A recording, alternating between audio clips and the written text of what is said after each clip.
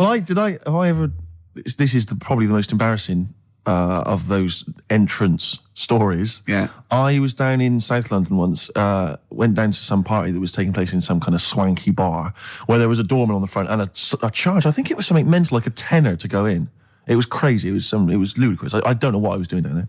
And I was in the queue. We'll establish what you mean by swanky later, because that could be... And it was a posh place. Was it? And so there's a queue outside, and there was one of these doormen who thought it was like kind of Studio 54. He was like sort of, choosing people who could come in. Yeah, you two come in now. And I've been there for ages, obviously. I was on my own because I got there late. And clogs. Exactly. I've dressed up for this. And there were these two girls next to me. I'm thinking, if I'm in a queue, I've told you before, if I'm in a queue and if I'm stuck with two girls, I'm thinking, what a great opportunity, use the old merchant charm.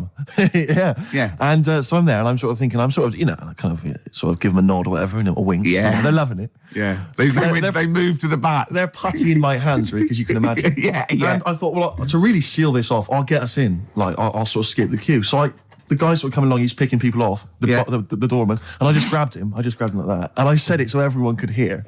Right? And I thought this was brilliant. I said to him, how much is it? He went, 10 quid. I went, I'll give you 7. That was my bribe. I'll give you 7. That's the whole £3. No, that can't be right. No. He must have said a £5, and I said, I'll give you 7. Yeah. That makes more sense, doesn't it? That's giving him a £2 incentive. A £2 incentive. That's it. I'll give you 7, you can make up the 10. Exactly. You can, if you let me in, you can put in 3 yourself, mate. That never works, does it? He said to me, I can't be bothered, I'm just going to have a kip, I think. I'm so tired. Was it percentages that put you off? That frazzled me initially. I mean, it's a funny anecdote when you're giving him £2. Yeah. It's even funnier when you're getting him when to he's put up paying stuff. me as well. Oh, I love it. Right, we're gonna play a record. Then we're really gonna concentrate. XFM 104.9, Ricky Gervais show. Steve Merchant's also involved. Go to bed now. Oh no. We're talking about embarrassing stories and stuff, and I don't know if I've told this on this radio before. Have I told you, Carl? I'm not sure. But this was when I was working at the BBC. This is not even long ago, and I'd moved to London, and I was fairly new in London. And I was working at the BBC, and I had this BBC hire car, and I've never told it. If there's anyone listening who works for the BBC, I don't know if I can still get in trouble for it. But this BBC hire car, and it was like I'd been ferrying kind of actors and people and production people around all day in this car. And I was driving back, it was quite late, it was about sort of 7 or 8, and I was driving back, and I pulled in to get some petrol to fill up the car every day. And I went into this garage to fill up some petrol, and I was there, and two blokes came in a white van, right? They pulled into the forecourt, and I was filling up the car, and they went, "Hey, do you want to buy a couple of speakers?" And I said, "Yes, I do." Yeah. Because to tell you the reason, it was like I was so flattered that they thought I'd be the kind of bloke who would A, need some kind of classy speakers, and B, would like to buy them on the sly. Do you know what I mean? Yeah. I thought, they like the They've seen me. They've seen I look a bit of a hustler. Exactly. Yeah. I'm a street sort of guy. You can see by the way I use my walk. Exactly. Yeah. So I couldn't believe my luck. So they drove behind the garage, the little sort of garage bit at the back, and I went round there, sort of casually went round there, sort of locked the car, went round there. They went, open the back. You had 2 speakers in there. I said, "Are you sure these aren't knocked off, mate?" He went, No. We work for Dixon's. This is a story he spun me. We work for Dixon's, right? And we're delivery men. And if we make a delivery and the person's not there to sign for the goods, then we have to bring them back to the warehouse. But if we can sell them on the way back, then that's really good for Dixon's. Dixon's must love that. And instead of thinking, are you sure some kind of troubleshooter did someone going to go into Dixon's and go, you're not getting in the garage forecourt market? Jones. Exactly. Get a couple of lads in a white van. Exactly. Yeah. So anyway, I sort of bought this story, and I was a little bit dubious, and I went, right, let me hear them then. And he wired them up to the car stereo, and boom, boom, boom, they're playing. So it was some groovy hip-hop. I was thinking, great, these guys know what I'm into. Yeah. And he's giving me the talk and stuff. And I said, I'm a bit worried these are knocked off. He went, no, listen, we got a bloke at Dixon's who can confirm this is fine, right? Phone him up, use my mobile, right? And quote this reference number, right? So I phone out, they go, and I goes, I go, hi, some guys here in a garage forecourt trying to sell me some speakers. Just wanted to check. He went, it's fine. I went, should I just read the reference number or whatever? He went, if you want. And X14, and I went, yeah, it's fine. Yeah. Okay. You know what that was, don't you? That was actually Mr. Dixon himself. Exactly. Yeah. Exactly. So I'm thinking, well, they sound great. They're giving me for a knockdown price. I'd say they were like 400 quid. They were like 200 quid or something. It was a good bargain. I was in the market for some speakers as well. Yeah. So while they were loading it's them all kosher. I phoned Dixon's. Exactly. I phoned Dixon's. That's fine. Yeah. So while they're loading them in the back of the BBC hire car, right? I'm in there paying for the petrol, right? And the guy serving goes, oh, you're right. He goes, what were you doing around the back with those blokes? Right? Because obviously there's security cameras filming this whole transaction, right? And he goes, what are you doing around the back? And I went, brilliantly, there's some old mates. Some of my mates were just having a chat and that. He went, oh, right, okay, like giving me obviously the evil eye. So I went back to the van. So I'm in the car now and I'm driving with one of the blokes who's in the van with me because I didn't have the money on me. So I had to go to the cash point to get the cash, right? So I'm driving with him and the other guy's like following me in the van and he was like a northerner like you and he was giving it all all right, yeah, you know. I'd say my girlfriend's a DJ, she's got some of these speakers, they're fantastic, and he's giving me this. And then my mind starts working. Now that I've got a bit of time to think, I'm thinking, wait a minute, this all sounds a bit dodgy. Yeah. It dawned on me, Rick. You know, fool, are you? You're streetwise. Exactly. You're streetwise, Steve. Not only that, I was thinking, how am I going to get them home? I've got to drop the car off at the BBC. How am I going to get these huge speakers back to where I live? And how can I pay for them? Because I've just spent £100 on Find the Lady with a couple of blokes in the square. It seemed like a fair game. Some of his friends were winning. But so I explained to him, I said, how I can't get them back to like Brixton where I was living at the time. He went, don't worry, give us an extra 20 quid, we'll take them home for you. Oh, that's good. Deliberate. They do a whole service, you see. And there's also a backup guarantee. Did they have the guarantee, the 3-month guarantee? They didn't. No. But so then, I said, I'm not sure about that. He went, well, why don't you put them in a cab, send them back, and your housemates can collect it? I was like, oh, no, there'd be no one in.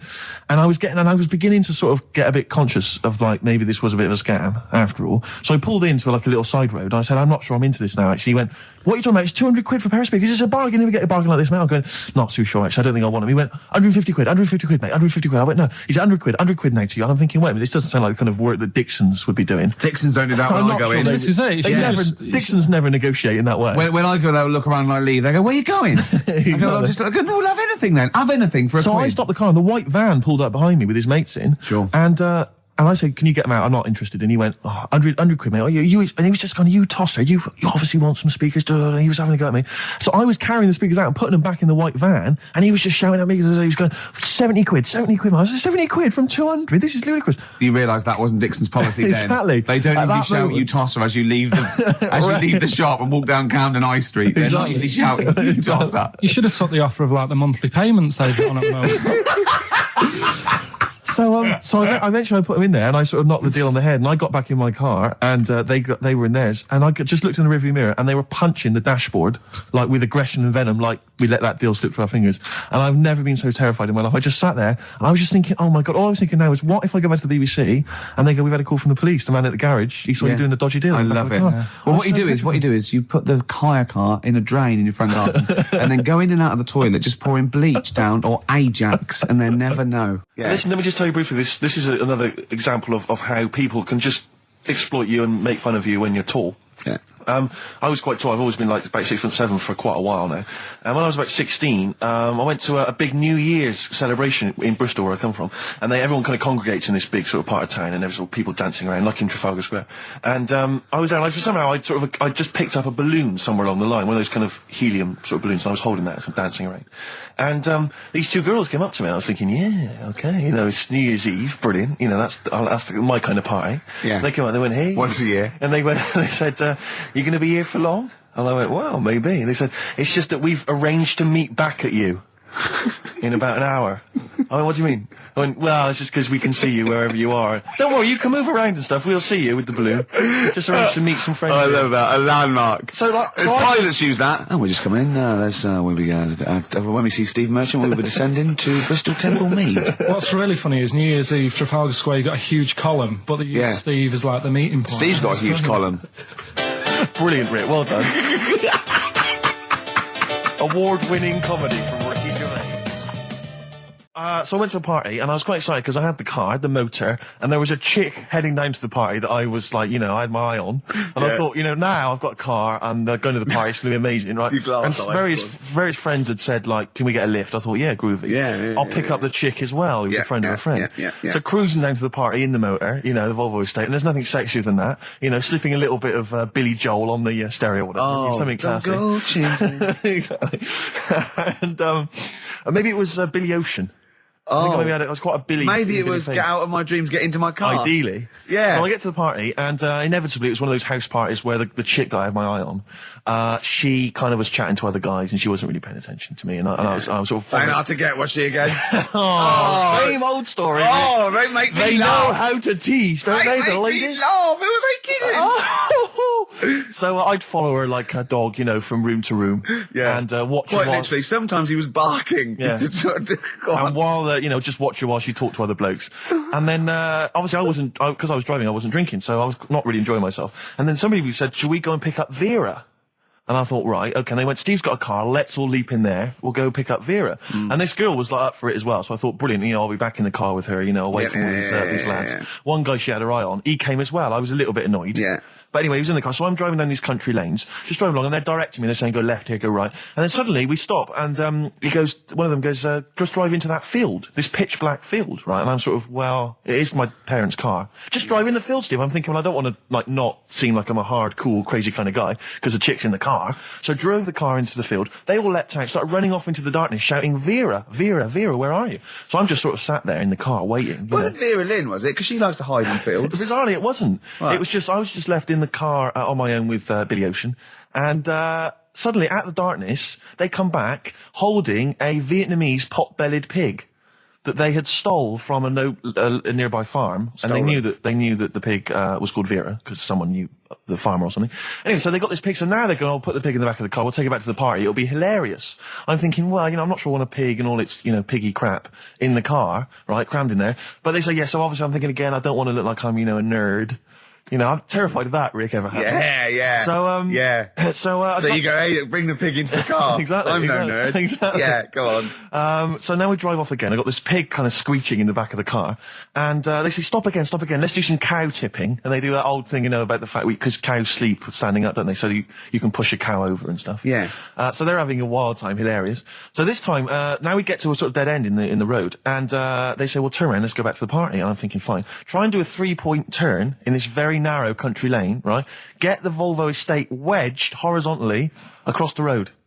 Can't get it out, just can't seem to sort it out. I don't know what, I'm panicking because there's a pig in the car, right? And, local disgruntled farmers, right? People drunk, partying, probably off their head on some kind of weed, Rick. Was it loads of blokes with, pitchforks and flaming torches Exactly. going, burn him.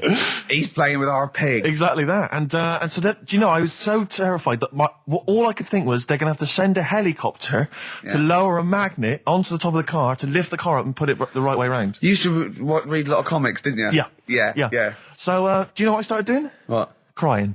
Did you really? Yeah. Why? So started crying, just very slightly, started getting upset. And the other guy that the girl fancied, he had to get into the driving seat and sort it out for me by slowly edging forward So and that's the backwards. worst bit of the whole story? Yeah, edging slowly back and forwards. He just sorted it out, just slowly worked the car back round, and then we were off. You were just gently weeping. Just gently where weeping in the back. The bloke had just taken the bird that you saw from a distance. Exactly. That was basically your wife in your head by then. Oh, yes. Was it? I can't We were believe it. happily married with a pig for a child. Don't joke, that could happen. I know. The pigs come, if you like. Sorry? What did you say? What did you say? What did you say? When you do what, Carl? What? What did you say? No, what did you say? Because I don't want to have to go to the radio authority again. What did you say then? Just remember. We are going out live, Carl. Yeah, remember Tom Binns, right? What did you say? What I'm saying is, why were they shouting Vera? Because pigs don't come to the name, do they? Hey? I don't know the ins and outs of pig, have how to lure a pig into your trap. Can I just tell you some very, very interesting things about pigs? Please do. Right. One, everyone knows they have a corkscrew-shaped penis, right? A corkscrew-shaped Yeah. penis. That's the tail, isn't it? Two, they can't look up. They can't put their head back and look up, right? Three, they can have a 30-minute orgasm. Rick, is it only pigs that have got a corkscrew-shaped penis?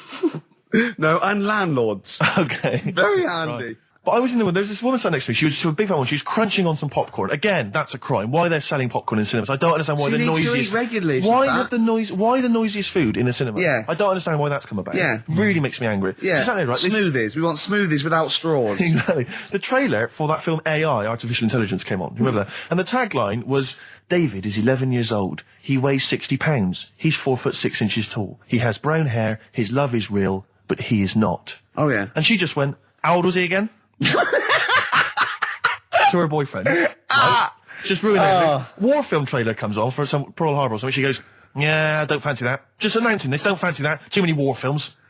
So then the trailer, then the opening credit comes on for Crouching Tiger. Before that, you know that thing that comes up that says it's signed by the BBFC and it has the kind of certificate and everything, and that certificate to say what age you have to be to see it. That came up, and it said Crouching Tiger, Hidden Dragon, in brackets subtitles. She went, it's not subtitled, is it? I thought this was the most famous foreign film for years. It won Oscars. It was a huge film. Everyone knew it was foreign. She goes, it went, and so the credits begin. It says Crouching Tiger, Hidden Dragon. She went, stupid name for a film. What? She just She wanted paid to see it. She was with her boyfriend. So then it starts, right? And obviously it's in Japanese or Mandarin or something. She's like, yeah, and they're all talking in Japanese. Japanese or Mandarin. Whatever. So they're speaking in this, Japanese language, Oriental language. And she's going, don't they sound stupid? Don't they sound stupid? She's going, and then the subtitles come up, and it's quite a weird kind of strange language they're talking. And she was going, can't make the subtitles out either. It's both gobbledygook. Just wittering on every step of the film. I totally agree with you. But what I like in your telling of it, I know you're getting quite emotional. I'm genuinely livid. But she went Mandarin or Japanese, some Oriental language. And Well, I don't know what else. It's a strange language. It's a strange language. Well, anyway. Oh, dear. So then I moved. I climbed over several seats, made a big huff of, make a big show of moving. Yeah. Sat next to a guy on the phone, just chatting on the phone. Oh, I'd have gone mental at that. So now I hate that film. I didn't enjoy it. I don't like seeing it. I don't want to even think of it. It's subtitles, isn't it? Well, rubbish. That's why I get videos. Yeah, I should have thought that through, Carl. You're absolutely right. Lamb chop? Yeah, let's play Lamb Chop. This is brilliant. This is from this CD that came out recently with Uncut magazine. Occasionally they put out some quite interesting free CDs. And this was one that had various covers of Rolling Stones songs. And a lot of them were, quite shoddy. But this was a brilliant, specially done, I think, for the CD. It's Lamb Chop doing a version of quite an obscure Rolling Stones song called Backstreet Girl. It's just beautiful. Let's hear it. Steve, you got any other toilet-related anecdotes? Rick, my life is just full of toilet trauma. Yeah. And Carl, you may not realise this, but a while back I used to host, this is bizarre, I used to host a radio show on the BBC World Service, right? Now, if you want someone who's the voice of integrity, the voice of intelligence, the voice of a nation, you're going to come to me. That's obvious. And I was broadcasting, so now they've got listeners of something like 50, 60 million people around the world. It's mental, the listenership of the World Service. And I used to host this show with someone It's a big place, Steve. The World? Yeah. You're absolutely right. And anyway, so I had to be into Bush House where they broadcast from 10 o'clock every Friday morning to broadcast around the world to 50 million people, right? And one week, I went to the toilet in my house, right? Everyone had left. I got there a bit late. I got up a bit late. Already against me. The clock was already against me. Had to be there at 10 o'clock, broadcast around the world.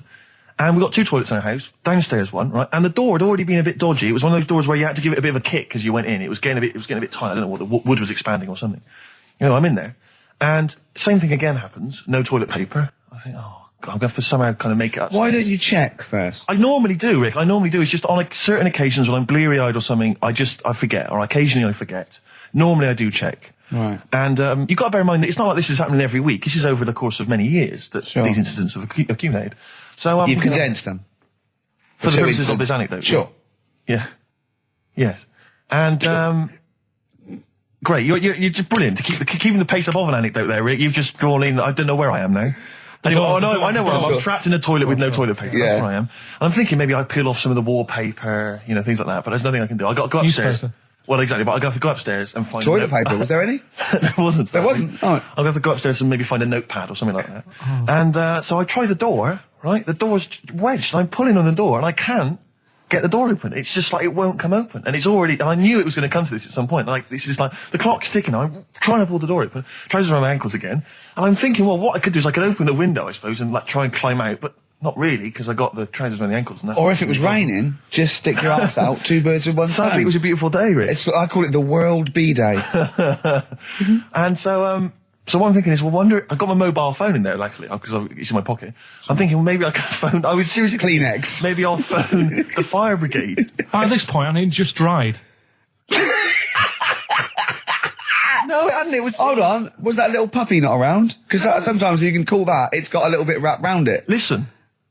Or just use the puppy itself. There's 50 million people around the world going to hear my voice in 30 minutes. Exactly. And where's Steve? He's not locked in the toilet again, is he? Exactly. Oh, no. So I'm thinking about phoning the fire brigade, and I'm thinking, like, if I do that, it's gonna be the first call that goes straight on the speakerphone. Yeah. For like the entire fire brigade service everywhere. With a butch hero carrying you down over his shoulders with your trousers around your ankles. Can I just not pull him up? No, you've got to be taught a lesson. Yeah. But I imagine the idea of phoning up and going, hello there, I'm trapped in a room in my house. Oh yeah, which one is it? Oh, I don't need to know. It's quite small. Is it? Yeah. It's not the toilet, is it? Because we don't want to come and rescue someone who's trapped in the toilet. Which service do you require? Paper? So I think I can't find the fire brigade, the clock's ticking. So then I think one of my housemates is still in the house, but still asleep. So I phone the house number. Right, phone rings and rings and rings for ages. And eventually he answers the phone, right? Gets out of bed, answers the phone, yeah. Hi, it's Steve. All right, what's wrong? What are you doing? What are you doing? All right, yeah. I didn't wait to know. What are you doing? I'm just in the toilet. Just downstairs in the toilet. Oh, yeah, what are you doing? Well, I've finished what I'm... Have you got any toilet paper? Any bog roll? Yeah. So he had to kind of scrape together a few bits of paper, and sort of tinfoil or whatever he could find in the house. A cactus. Come down no. Pass it underneath the door, right? And then I said, can you move away from the door because I don't want you to hear me as I'm, wiping the... And so you didn't say that? Yeah, well, I didn't want him to, that's embarrassing. Sorry, that's embarrassing. What were you wiping it with? Not tumbleweed. What do you mean? What noise? I know what you mean. Yeah. No, exactly. Right. So then I say, right, can you smash... Why was he hovering? Why didn't he want to walk away? Will you keep your... What was it? Outside with a glass to his ear? Yeah. Thankfully, there was a window in the door, but it was frosted glass. You could just see my semi-naked body moving around. And, so eventually I said to him, look, listen, I'm going to need you to sort of kick the door in. He said, well, I don't want to kick the door in because you're going to have to pay for it, aren't we? I go, yeah, but I got to go to the World Service. Well, yeah. And he was a lovely man. He's the weakest man you've ever come across. It's like if there's one person you don't want to have to throw their body weight against the door, it was him. He's like, he'll snap before the door will. So he's smashing against the door. This sounds like a fetish to me then. He went in there and there you were naked with lots of toilet paper. And you go, oh, you've broken the door down and there I am naked. Again. Oh, you've rumbled me, Rick. I wish I'd not told that embarrassing story on the radio. Like it wasn't embarrassing enough, you've just got to make it slightly more seedy. Oh, so did he get it down? He did it, yeah, and I got to the World Service with minutes to spare. Oh. And interestingly, I told that story to 50 million people around the world. You're joking. Yeah. Did they understand? I think so. I mean, is that a bit of a problem when you're on the World Service, like thinking of things that everyone can understand? Yes. Because you can't. It's a bit like when talking to you, Carl. Yeah, exactly, Carl. I think you're on thin ice there, worrying about people understanding what you're saying. No, but you can't talk about stuff that's on the telly and that, because some people say, well, we haven't even got a telly here. Oh, yeah, you're listening to XFM 104.9. Yeah. So let's carry on. Let's continue. Well, absolutely. Well, obviously, Carl was out with me last night, and he saw that I'm, he knows I'm a ladies' man, and that was obvious. Carl, you could see the vibe around me, couldn't you? When the chicks were talking to me, and just remembered recently, actually, I was on a train coming back from hometown Bristol, and I was on the train, and this girl walks on, good-looking girl. I thought, hey up, a largely empty carriage. I'm thinking, my luck's in, because I take every opportunity, Carl. That's the thing about me, I don't choose. She was a good-looking girl. She sat down. I thought she sat down right near me. I thought, brilliant. As this guy comes up behind her, and says, I think it's probably a boyfriend or something, sits down next to her. And I listened in on the conversation, obviously, because I'm pretending to read. It was very clever. I read the same page for hours, so I was pretending to listen. I was listening, but pretending to read. And I realised that it's not her boyfriend or anything. It's just some guy she's met on the platform. And I'm thinking, brilliant. If she's the kind of girl who's just going to start talking to someone, on a platform, on a train, brilliant, I'm going to be in here. Because he was only going one stop. So I'm thinking, what's the worst that can happen? He'll nick off, I'll get chatting to her, and who knows, I could join the... is there a train equivalent? Foot High Club. The Foot High Club, brilliant. And so I'm excited, I'm listening in. And it turns out that they're both kind of graduates who just finished university, or they're coming to their finals or something. And they're chatting away, and he's making a couple of witticisms, and she's kind of tittering at his jokes. I'm thinking, well, I'll tell you this, if she's laughing at this kind of material, I am going to blow her away, with my kind of anecdotes and wry observations, Yeah. It was weak stuff, I got to be honest. Really? He was coming out with nothing. He was running on empty, as far as I'm concerned. Yeah. And she was loving it. So I'm thinking, brilliant, I'm going to be right in here. And then they get moving on to higher brow things, and I think she was going to study kind of Marxism or something like that, or communism, something. And she was asking him, by way of conversation, she was asking him what he knew about Marxism, and he was fumbling for his vague knowledge of it that he had in his life. And I'm just sat there thinking, yeah, come on, love. In any given capitalist environment, the proletariat will revolt against their oppression by the bourgeoisie, and after a brief period of socialist rule, emerges a classist society governed by community cooperation. Well, if that sort of talk wouldn't get a woman hot, I don't know what you'd use. If Marx and Engels is not going to get a woman sweaty down below, no, I then know. nothing is. No. Then my name is You're not just Steve biding Hodgson. your time. Yeah? Exactly. I'm just going to go in for the kill any minute. Yeah. So anyway, it comes to his stop, right? He gets up. I'm thinking this is a piece of cake, and he gets off, and off he goes. He walks off, and I'm thinking brilliant. And I thought, I'll wait till the train's pulled away. I'm not going to leap in straight away. No. And he comes back along the carriage, and I'm thinking, hang on a minute. He goes, listen, do you mind if I give you my email address, right? And if you want to get in touch, email me. I'm thinking, come on, you loser, get off now. Save your face, please, before it's too embarrassing. She accepts the email address because she obviously doesn't want to hurt his feelings, whatever. I'm thinking, fair enough. She's a good woman. I'm liking her. I'm loving her. I'm thinking that's my kind of girl. So anyway, he gets off. I'm sat there, the train pulls away. I'm thinking, I'll wait a few minutes, I'll just, give it some time. Her phone rings. It's her friend on the phone. And she starts saying it, and I was listening in, and she was going, just met a guy on the train. I'm thinking, yeah, that's true enough. She goes, yeah, he was a good-looking guy. I thought, you're having a laugh, love. To be honest. Because I was looking at him, and she said to her friend, he looks a bit like tennis player Boris Becker. I thought, you should be so lucky. Frankly, because I saw him, he had awful facial hair, if that's what makes him look like Boris Becker. Terrible little goatee beard. It was laughable. I thought, I don't know. And then she goes to the thing, and she's like, yeah, I met him, we got chatting and stuff, and she was going, it's not often that you meet someone, generally in life, who's, kind of thoughtful and intelligent and funny. I thought to myself, I'm not even going to waste my time with you, love. Frankly, if that's what you thought of him. You just walked away. And I'll be honest with you, I didn't even bother talking to her. No, I didn't even waste my time with her. If she thinks that bloke is not only great looking, but funny and intelligent, and she got on well, and he was polite, and it was a chance meeting, and he thought, and she thought that you were like a freaky looking dork who didn't even have the nerve to speak. That is what she thinks, then I don't want to know her. I couldn't. You walked away, and good luck to you. And I have my dignity intact. Yes, and she's nothing. Oh look, you're actually a little bit stressed there, aren't you? Because you had to drink last night, didn't you? I had a couple of drinks. Yeah. I was down at Steve's night. He was doing a bit of DJ. Yeah. Went down a storm. And that's why you're all grumpy. What? Do you hear what he just said? What? I was DJing last night, obviously that XFM evening. Yeah. Hour and a half. My friend and I split the time on the decks. Yeah. What was the word you just used? He went down a storm. We went down a storm. Right, 3 girls, I was walking to the toilets during my set. 3 girls went, you are a genius. Right? What's his name? Dane Bowers? Why? Zane Lowe? Because you played records in a certain order. Yes. No, sorry, Rick, if you can't deal with that. Sorry if you're a little bit jealous, because this time you can't share the award. All right? Dear. But it was my credit this time. You can tell he hasn't been a DJ. Because it's not just about... It's not just about that. The songs you play, it's the way you play them. The way you play them, whether it's 33 or 45, very important. Yeah, leave your hand on them as they're trying to go round. But so 3 girls there, charmed by me, they loved it. Yeah. Zane Lowe, XFM DJ and MTV presenter, probably one of the coolest blokes alive. He came up, gave us massive respect. He said, I'm loving your set. He actually used those words, right? There were people coming up, they couldn't believe their luck. It was roaring. We'd stick on a track, people would cheer as it came on, right? My particular favourite, Carl, I think you'll agree, my particular triumvirate, LL Cool J, Mama Said Knock You Out, leading straight into House of Pain, Jump Around, then straight into that current Elvis track that's been re-released, remixed by Junkie XL. I played the original, which I'd already played on XFM before. I'm already there, cutting edge. Yeah. Right? 3 old tracks, you mean? 3 old tracks. In a row? Yep. And I think the words that would best sum it up are, I kicked ass. Great. Rick. All right? Well, I'm going to be kicking some ass today. But Rick, I just need to mention something quickly to you. When did I last see you? I saw you yesterday, didn't I? Yeah. Because we went up to Edinburgh yesterday. We were very nicely invited to go and talk at the Edinburgh International Television Festival. It was quite a big deal. We went up there and we were interviewed.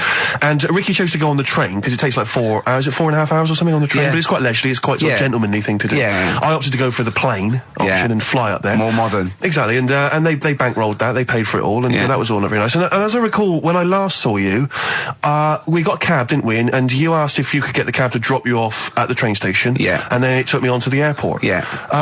Did I? Now that was before. The last time I saw you was before I got to the airport and missed my flight, wasn't it?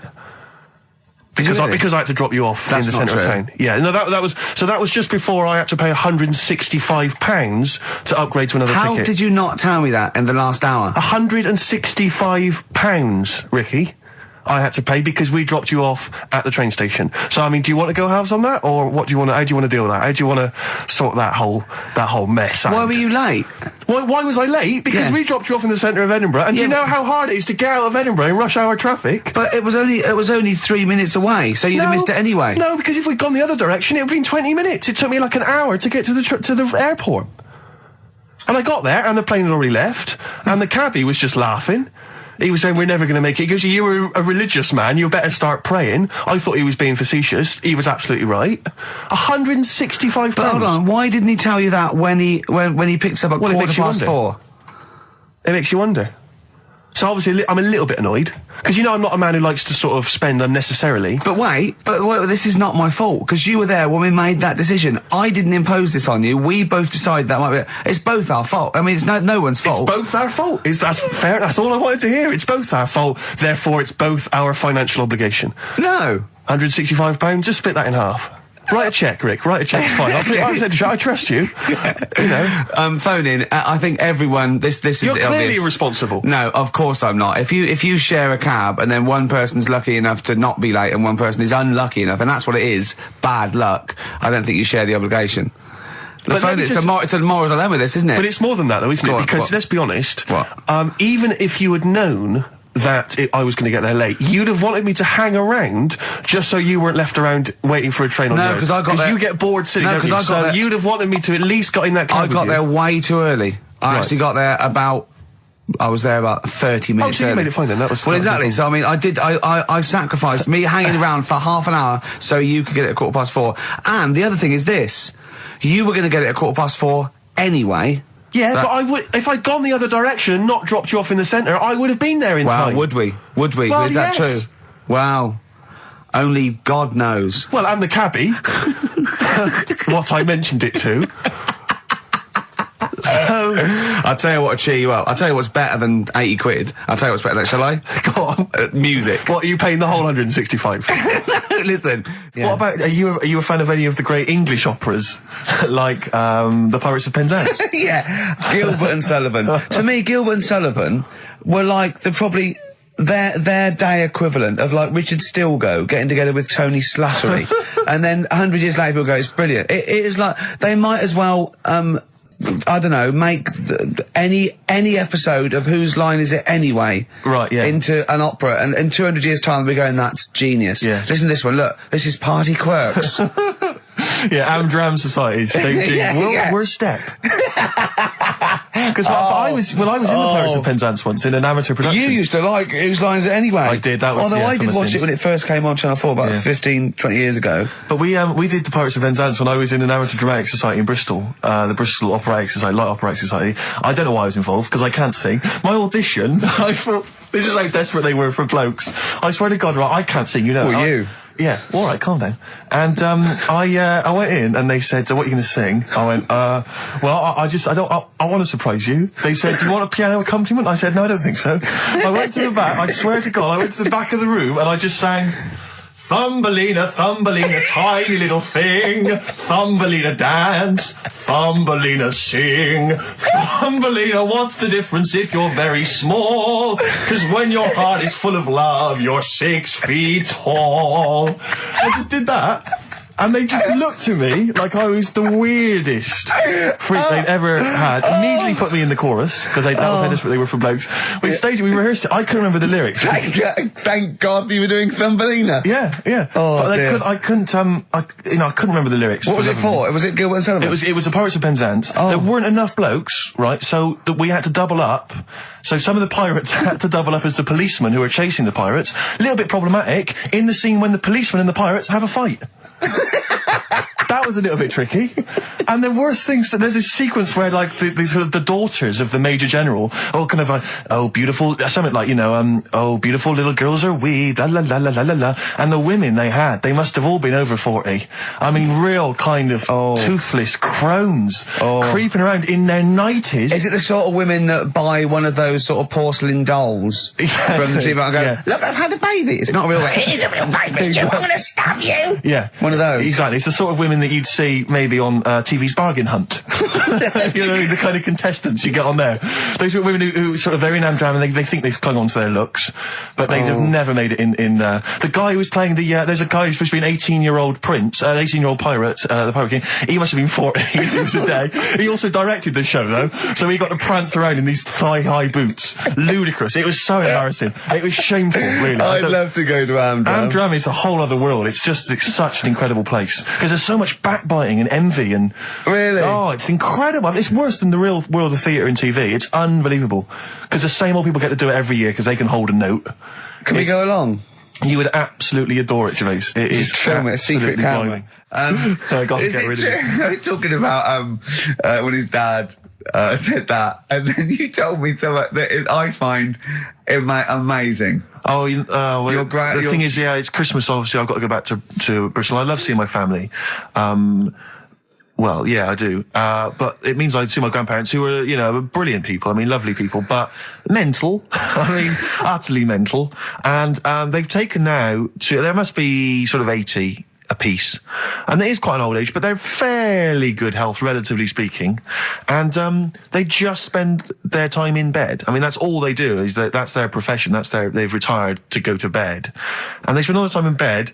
I tell you what they're like. They're like that old guy, they're like all that old family in Charlie and the Chocolate Factory. Oh, yeah. Remember, none of them had got up for like 25 years. Yeah. And you said that they go to bed and they go to sleep, but then when they wake up, what they do is put an extra pillow so they're slightly more upright, and that's them in the day in bed. That's the daytime thing. But they get up and cook and stuff. What they do is they've got about 6 teeth between them. I mean, my grandmother needs false teeth, but refuses to go and have the old ones extracted and the false teeth fitted. So she's working with about 3 or 4 teeth. Oh. My grandfather had false teeth given to him during the war.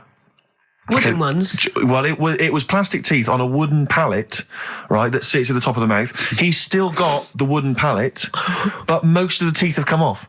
So there's about 4 teeth left, 4 false teeth. He's got a set of false teeth that make him look like he needs false teeth. I mean, that's pretty bizarre. So the problem is that they have to get up. They get up about 7 in the morning to put on, say, some beef or lamb, whichever they're going to cook. They put it on at 6 in the morning, 7 in the morning, so that by the time they eat it at 6 at night, they can use the phrase, this is what a good meal is for my grandparents, if they can use the phrase, oh, that's lovely, you could suck it away.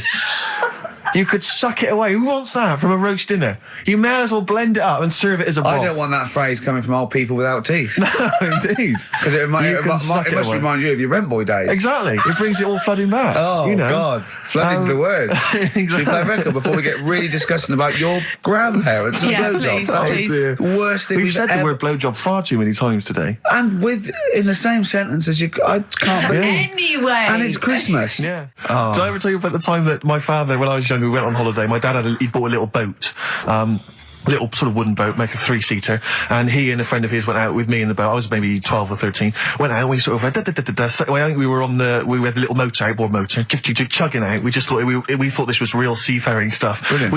We'd lost sight of the beach because we'd gone round a corner of like a mountain, or like a cliff. And so we were just round the corner, and there was this buoy, just floating in the water. Not a boy, but like a buoy. And very tricky to explain that on the radio. It's the same word, isn't it? A boy, and a boy. Yeah. And so we float past that and we're just chugging along. The motor conks out. Oh, I can't believe it. We have to row back in. So they're rowing away. I'm just sat there. And we noticed that every time we sort of think we've got past this buoy, it just seems to be back where it started again. And we realised that the tide is taking us but not taking us out, taking us towards these rocks. And we've just got ravaged rocks. And we were a bit pretty scared because I can't swim very well. Or I couldn't at the time. I think my dad had maybe bought, he didn't, I'll be honest with you, I inherited a lot of things from him. One of which was his carefulness with money. just the one life jacket. How deep was the water? Which I seem to remember he tore off my back and put on himself. So the water's pretty down. I'm not saying we would have necessarily died, but it was pretty scary because the boat, we were going to go crash into these rocks and stuff. It was getting pretty unnerving. And so they're sort of rowing like mad, we're just not making any progress. And we're beginning to think that this might be the end. And this boat, this kind of ferry boat, comes chugging by doing tours. Ching, ching, ching, ching, ching. And it comes by, and my dad goes, oh, wow. We were going, brilliant, they can help us. They'll throw us a rope, they'll tow us back in. He was going, you've got to be careful, hang on, because according to the laws of the sea, if he rescues us, Steve, he can claim my boat. The laws of the sea mean he can claim my boat as salvage. I love the idea of that's like a reward. Doing that. But what I like is, his 12-year-old son might die, he's thinking about the boat. I know, but also, the other thing, of course, is that I like the idea of this ferry master going, yeah. The boat be mine now, or take your son. Yeah. Let me think about it. I need a new bed. That'll be just right. King size. Oh dear, that's lovely. But, because when I was younger, I remember being outside a post office once when I was about 10 or 12 and finding a purse and thinking, oh, that's nice. Yeah. And opening it up, there was some money in there and a pension book, and so it was obviously an old lady. I found an address, I sent it to her, and my mum said, you know, you've been so good there, you'll probably get a little reward. She'll probably send you a little reward. Nothing. I got maybe a thank you note, but no cash, no moolah, nothing. Really? And I was livid, because I'd been told that I was going to get a reward. I thought I've been a good Samaritan, nothing. So, many moons later, when I was at university, I learnt from that, and this is the most bizarre thing. This explains a lot, doesn't it, Carl? This is like the Mary Celeste. I went to a cash point to I thought, I can't get my card in here. And I realised there was already somebody's card in the machine. They put the code in, but then they just disappeared. They'd been kidnapped or something. So it was just there, waiting, sitting. He said, what do you want to do? And it gave you a number of options. I thought, interesting. Steal or go to heaven? Yeah, exactly. You went, oh dear. Yeah. Well, I pressed balance just to check what their bank balance was. Unbelievable. It was a considerable sum of money. I'm not going to lie to you. It was not typical student debt. It was like, I think they were a foreign student. There was a lot of cash in there, a lot of money. Did you feel a slight bulge in your trousers when you saw the amount of money? I couldn't believe my luck. I thought to myself, now then, I could just take that card out and hand it in, or I could teach them a small lesson. Right. And maybe give myself a reward, because last time I did that, I didn't get a reward. So if I give myself £30, then I'll take the card out. 30? Give myself 30. Yeah. You didn't really? Well, I thought that's a good reward. And I went in, I handed the card in, I took that. Steve, and that's a little reward for me. And I'll tell you this, don't think it's evil, because I went in and I bought everyone a drink. Well, brilliant. Yeah, I didn't tell them I got the money free. Well done. Excellent. So probably gangsters are quite generous with the money they've stolen from other people. Yes, but someone's negligence, Rick, has lent... the thing is this, Steve, right? I believe it, except that buying people a drink, Carl. What do you think? Well, I kind of thought that when he said it, but then I thought, but they'll be buying him back. So he's still up. So in a way, he's still a winner. Yeah. Everyone's a winner in that situation, including the student, because frankly, if there had been a less scrupulous person who found it, they'd have probably helped themselves to a considerable sum. I cannot believe he did that. There was thousands and thousands of pounds in there. What if Beadle had jumped out and slapped you with his little claw and said, we've been filming this merchant? Well, so what? How old were you then? I don't know, 19, 20? Would you do it again, or was it just to get the world back for the old lady's purse? Possibly do it again, yeah. You're joking! Well, you've got to think of it this way. You've got to think of it as there was a lot of money in there, and someone less scrupulous than me would have taken a fortune. They'd have cleaned them out. Whereas I just took a small reward, which I thought was more than enough for someone's negligence. And I've returned the card. They've got the card back. Everything's fine. Think of someone else. I could have gone on a spending spree. I could have been buying stuff, all sorts. Yeah, but it wasn't yours at all. Yes, but they probably would have given me a reward. And because, you know, sometimes people forget or, you know, they don't give you a reward, I thought I should take it myself. You had to go at your dad for nicking a loaf of bread out of a phone box. Yeah, but that's because it's for old people, geriatrics and stuff. How do you know how old was your people who you were robbing from? It was on a student campus. Well. Wow. I think it was I thought it was excellent behaviour. I thought it was that's good, honourable behaviour. That's showing another side to him, isn't it? What would you have done, Carl, in that situation? And tell the truth. I might have helped myself a little bit. There you are. I don't know what this is helping yourself a bit. Like you say, just sort of, you know, send them back and sort of say, you know... If you find a £1 coin in the street and you can be bothered to bend over for it, then have it. But someone's cash point card or personal belongings... I'd let them know, though. Did you send it to them and say, I've service charge included? I've took that out already. No, I handed it in to the... Let them know! What do you mean you'd let them know? I'd say, you know, you're lucky here. Right, I just took, I'd probably say 20, actually. Because that's just like one note. Sorry, right, okay. You are winding me up. No, I'm not. I mean, not for once. I mean, I know what Steve's like. He is tight, right? He is. And you know that, don't you, Steve? Financially, you mean? Well, no, I mean, just the way you are. You're very sort of, you know, you're not wasteful with your money. I'm careful. No, I'm not wasteful. Absolutely right. No, but to the extreme. Not towards the extreme. Not towards the extreme. No. Look out for the pennies. The pounds will take care of themselves. All right? Simple to remember. Good advice. Yeah, all right? But the thing is, right, I I know that I take the mickey out of you for, like, you know, the way you look and stuff. Sure. Right? Well, I'm right back at you. But the thing is, you can't help that. Absolutely. But I'll tell you something that women don't like. Sure. And it's fellas who are tight with the money. Sure. I'm not frugal with money with ladies. I'm frugal with money with you. Well, I've got no reason to splash money out on you. I've never seen you splash money out. Well, you've never been out with me. Steve, have you ever splashed out on a lady? No, but I hope to one day. The right lady. Play a record. Sorry, it just suddenly struck me something. I don't know if I mentioned it before. You mentioned that you tried to catch your guy out when you came back once. You opened the door really quickly to see what he was up to. Did I ever tell you when I was at university? Now, I'm very tall and I've got enormous feet. Size 14. Size 14 shoes. And when I was at university, everyone, it seemed to me, was wearing Dr. Martens. It was like you had to wear a pair of Dr. Martens. It was kind of the rule. Dr. Martens was big for you. Yeah, so that's a big pair of Dr. Martens. That's where the myth of the old woman who lived in a shoe, I think, I know. People with my size shoes. Anyway, I just literally kind of moved to university. I'd been there for like literally a couple of months. And obviously in that first period, you're quite keen to kind of, you know, reinvent yourself, strike yourself, try and give an impression of perhaps being quite sophisticated, worldly, cool, all those things that, you've left behind all your childhood friends. So you're trying to, develop something. But you didn't bother? You didn't? What, sorry? You didn't bother? No, I was working hard on it, and I was kind of, I was doing alright, and I had a tie-dye shirt, I was looking good. And, so I was trying, working hard to try and seem kind of cool and, not freakish. And, I came back from studies once, and I came in, and there was a little old cleaning lady that kind of would always come in every day and clean up our halls of residence. And I came back, and my door of my room was open, and there was like a little huddle of people just peering in, right? And I thought, this is odd, that my door's open and I'm not in there, and there's people staring in the door. And I looked in, and the little cleaning lady had my Dr. Martens on and was clomping around, making them all laugh, doing an impression of me. That's amazing. Imagine that. Imagine the psychological scars that has. I know that she's more popular than you. Yeah, exactly. And they go, come on, Maud, let's go to the JCR. Exactly. And they carry her down. They go, drink. And she goes to, Steve, you better have that spotless by the time I come back.